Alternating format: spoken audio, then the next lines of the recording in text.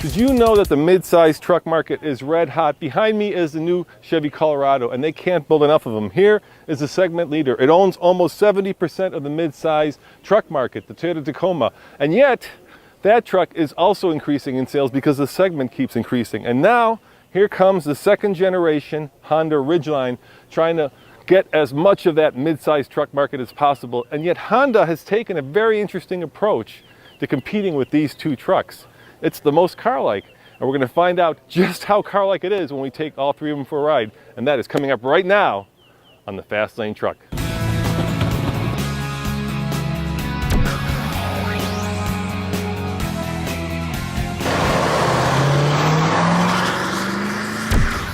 Got the Monroney right here. The Chevy Colorado has been on sale now for a couple of years, and it's got a 3.6 liter V6. That's kind of a standard GM engine. It puts out 305 horsepower, 269 pound-feet of torque. But this particular example is all the bells and whistles.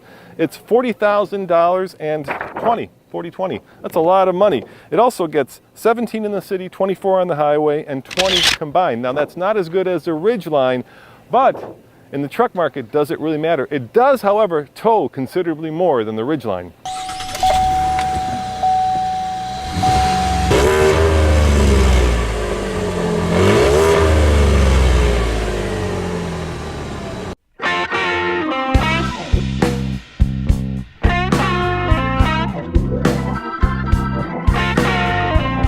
All right, gang, I'm in the Chevy Colorado now. Look what I found. Check it out, man. Apparently this truck is being discounted by almost $3,500, and that's a great thing about trucks. Trucks are so highly competitive and there's so much profit in them that manufacturers discount them. So realistically, this price of this Chevy is, well, you see it right there. Let's take it for a ride and see how the Colorado compares to the other two. Now, this was the belle of the ball until the Ridgeline came along. It was the newest truck in the segment, and unlike Ford, Chevy bet big and won big by actually building a mid-sized truck.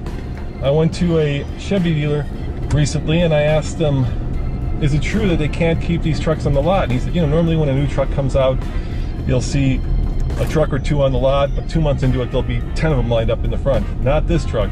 No siree, he still only had 2 or 3 lined up because this is such a popular truck. And I think it's because this segment is not only red hot, but it's meeting a need that people have.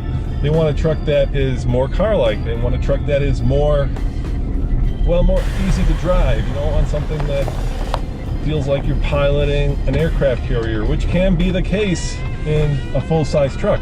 Not in these mid-size trucks. They're small, tidy, and easy to see around. So it's relatively straightforward to see when an Odyssey's coming at you.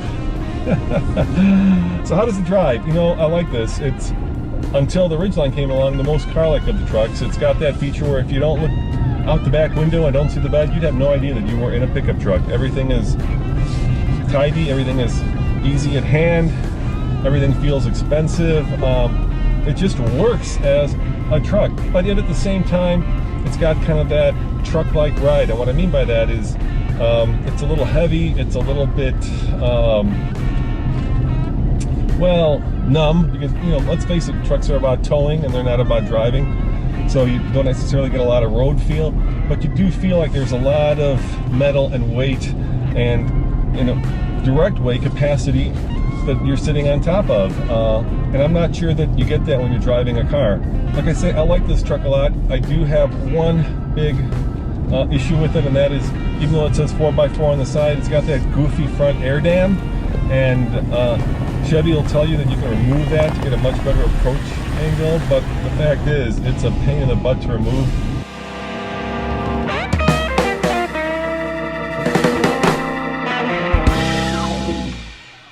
And so when you take it off-road, you got to do a little bit of surgery to get that front air dam off, because the approach angle with it is, well, it's non-existent. You'll destroy the front air dam the second you hit a rock that's over like 10 inches big.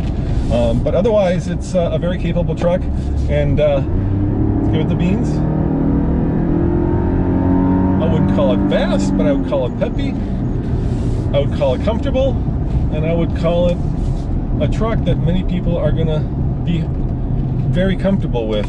the other thing I think that people are going to like about this truck is that it can work and serve as a work truck. And what I mean by that is there are contractors that will buy this. Your local plumber, your local home builder.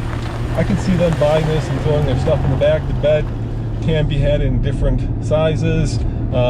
You can get this in a 4-cylinder, you can get it in a manual, and you can get it done up in many variations, which broadens the appeal of this truck to not just, let's say, lifestyle people, right? Somebody who wants to use it either as a fishing truck or hunting truck, but somebody who wants to use it as a work truck, all the way to that person who wants to get a truck instead of a crossover because they want the added capability. And it will tow, and it will go off-road, and it will appeal to all you Chevy guys, right?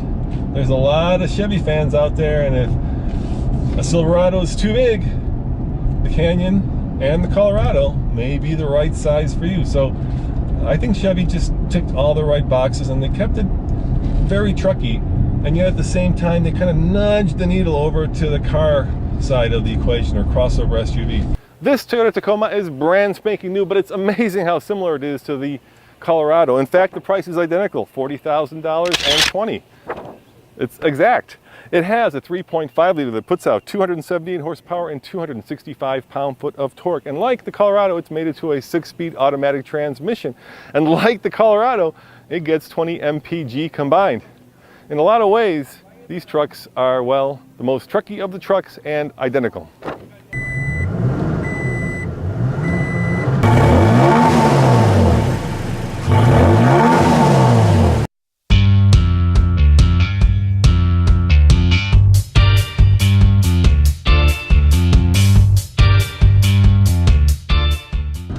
All right, I am in the Tacoma, and this is the class-leading champion mid-sized pickup truck, and it is brand spanking new. And what I mean by that is it was just refreshed. This is the newest version of the best-selling truck in the segment, and Toyota has owned the segment, well, pretty much forever, and that's because obviously it has an incredible reputation for both reliability and durability.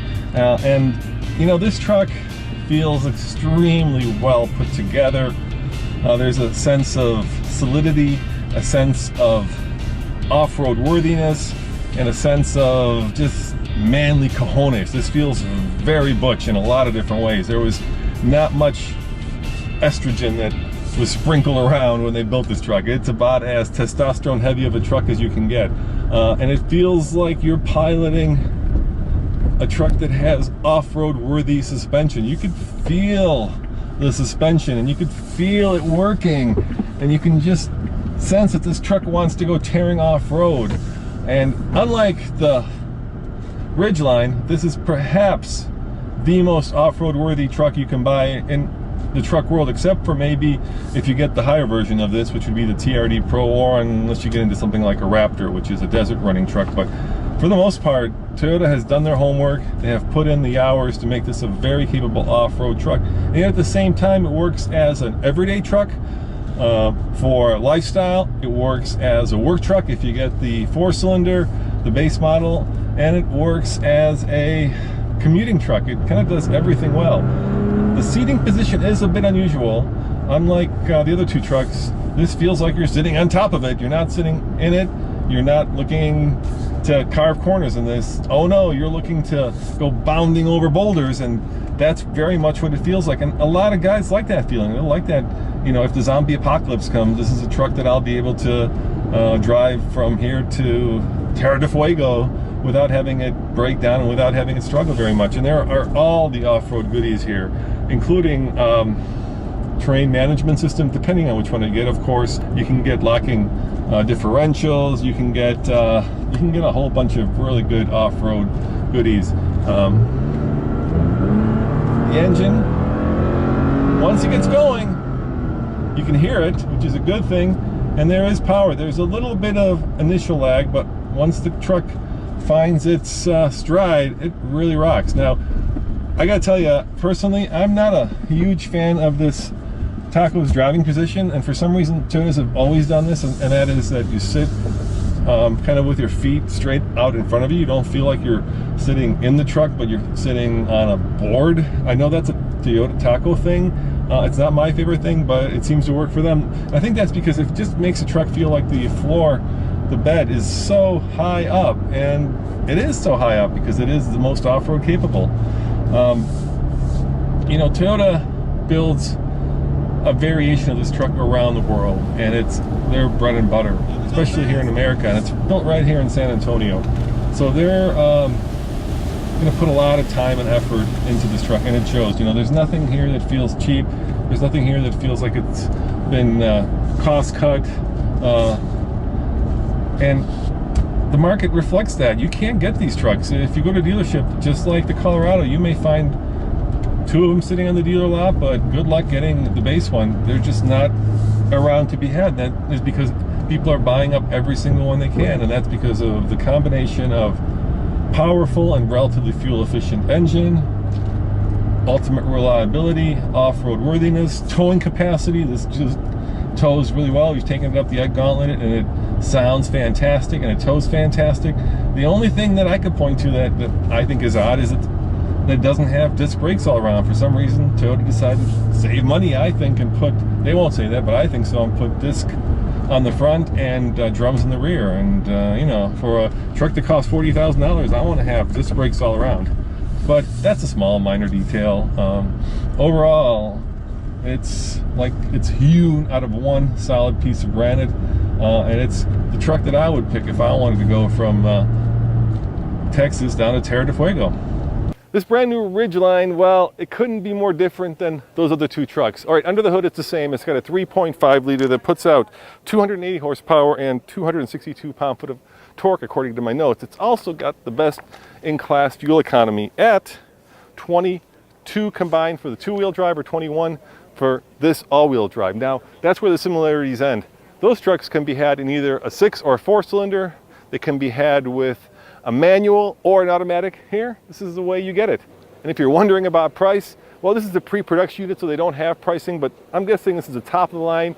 It's around $40,000 to $42,000 with all the bells and whistles, so it's comparable, at least in price.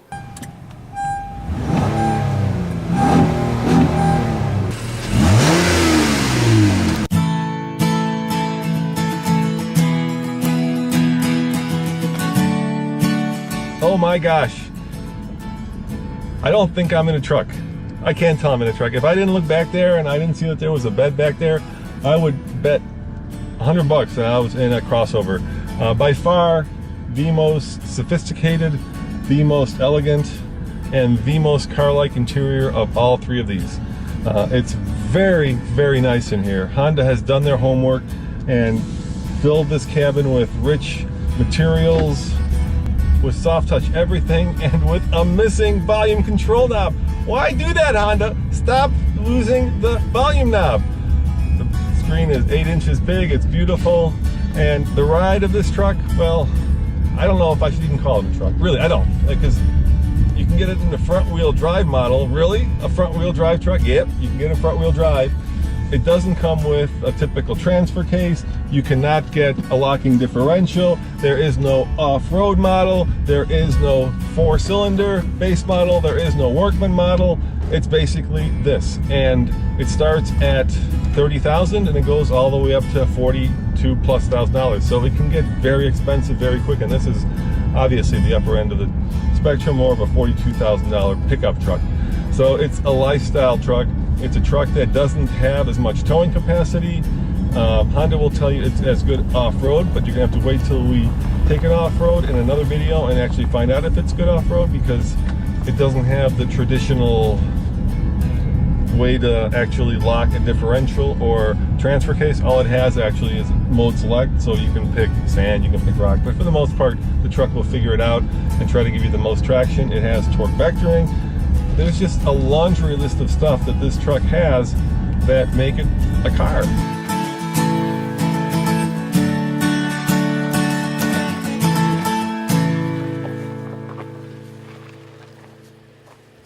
Including a spare tire that's not full size. Now Honda will tell you that that spare tire can be used for towing or off-roading, but I'll tell you, if I'm towing 5,000 pounds, which is what this can tow, and I get a flat tire, I don't want to put a skinny tire like that on the truck, because I'm going to be going down a mountainside in Colorado, and gosh knows, you know, how much braking I'll have with little tiny tires. But Honda says that this is what their buyer wants. The question is this what the truck buyer wants? And you know, if you're a truck guy and you're like, yeah, I want my truck to be made in Texas and built tough and be a Toyota, then this is probably not the truck that you want. But if you're a guy or a gal that is looking to haul some stuff, maybe you have a fishing boat and you want the added capability of actually having a bed, and you don't care about all them truck fancy things like locking differentials, then this is a perfectly fine vehicle. You'll get the best fuel economy, you'll certainly get the best ride, you'll get the most quiet ride. This is, well, it's car-like quiet. You'll get a push button start, you'll get all-wheel drive that you don't have to think about, you'll get all-weather security. Probably not a great truck if you're looking for a workman grade truck, probably not the kind of truck you're looking for. But if you want Apple CarPlay, if you want an interior that is miles ahead of most trucks, if you want Honda's known quality of smart and clever engineering, hell, if you want a stereo system that you can play in your bed, this is the truck for you. Or should I say car, or crossover, or SUV. It's all so very confusing. Yeah, you know, it's a different strategy, and in a market that's growing, it's probably a smart strategy. If the mid-size truck market were stagnant or declining, you'd have a hard time probably selling this, because you're kind of confining the potential buyers for this truck. But in a market that's growing, where people are kind of tired of having to park the massive full-size trucks or heavy-duty trucks, and let's face it, most people live in cities, and parking a heavy-duty or even a full-size truck in a city can be no fun indeed. Then this, easy. I can see the corners. I can't even see the bed from back. I can't even see it really. I'm looking at the rear mirror and I have no clue there's a bed back there. I could have a motorcycle back there. I could have, well, okay, maybe not a huge motorcycle. The bed is very wide, but there's only one configuration. It's not very long, so if you're looking to actually put something very long in there, you're probably ain't going to do it. But if you're looking for a bed that has a built-in and hidden trunk that you can lock, it's got it. Heck yeah. And if you want to tailgate and play music out the back, it's got it. So I think Honda has come to the table with an interesting truck. Is it a truck for everybody? No. But is it a truck that some will like? You betcha.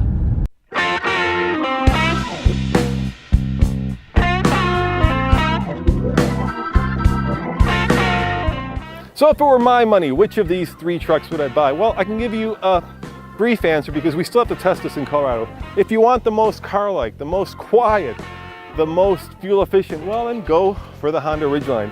If you want the most, well, off-road worthy, the most butch, the most manly, well, then go for the Toyota Tacoma. And if you want something that's in between, something that can go off-road, but something that's also very car-like, then I would say you go for the Colorado. So that's my brief impression after driving all three of them for just a few minutes. Of course, we'll take it to Colorado, we'll give it a full Ike Gauntlet, full Gold Hill, and then we'll have a better answer for you. As always, this is Roman reporting for the Fast Lane Truck. Thanks for watching, and check out tfltruck.com for more news, views, and of course, mid-size truck reviews. See you next time. Ciao. Listen to that. Does that sound like a truck to you? Or does it sound like a car? Because I've been having an argument all day driving and reviewing this 2017 Honda Ridgeline, because I know there's a bed in the back, I know it's all-wheel drive, I know it looks like a truck, but when I'm driving it, gosh, I think it's either a crossover or a car. And well, I'll let you decide, because coming up right now is our first drive review of this brand new Honda Ridgeline.